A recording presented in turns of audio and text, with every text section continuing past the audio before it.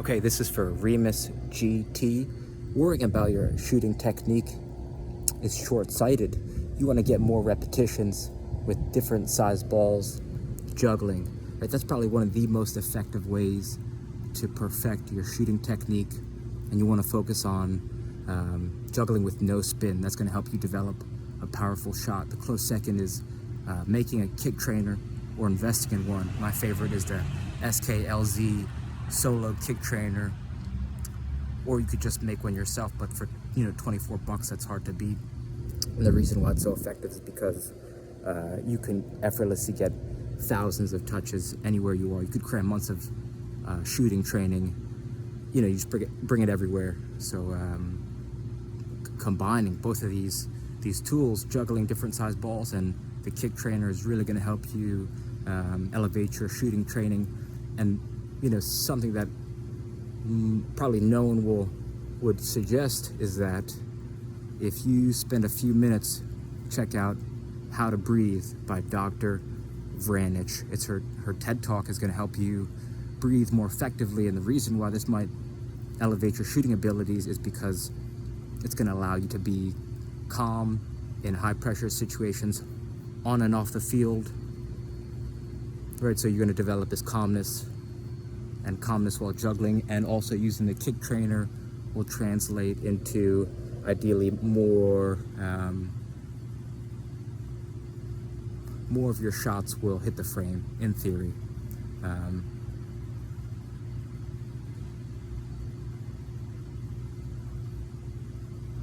Shooting. Another thing that will really help, a lot of people think that spending more time shooting will help them score more goals, but you kind of have to combo with other players to get yourself into a scoring position, or you kind of have to create the space for yourself. So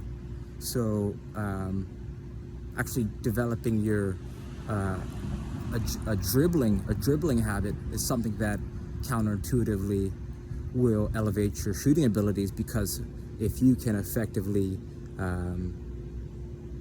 if you can dance around defenders in an effortless way, then you're going to create more scoring abilities for yourself. And when you can draw defenders, then you can also open up scoring opportunities for your teammates, right? So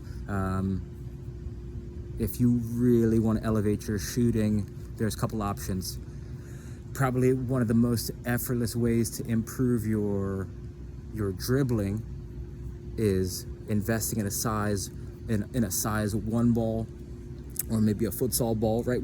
Just a cheap ball that you can bring with you everywhere you go. Literally everywhere you go. I call this a soccer vacation, and it's gonna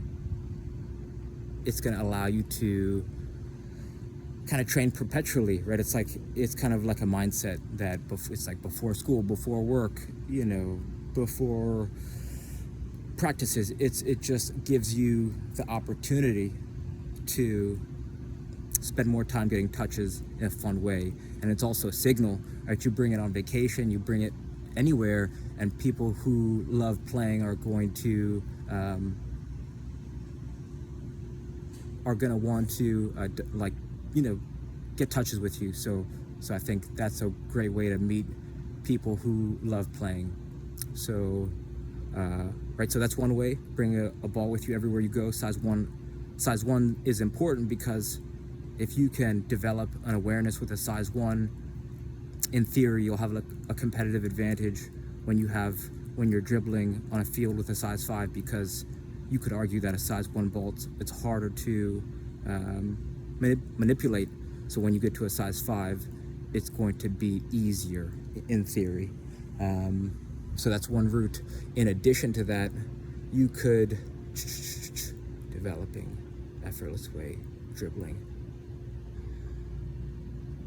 A fun way is to gamify it. The company Dribble Up,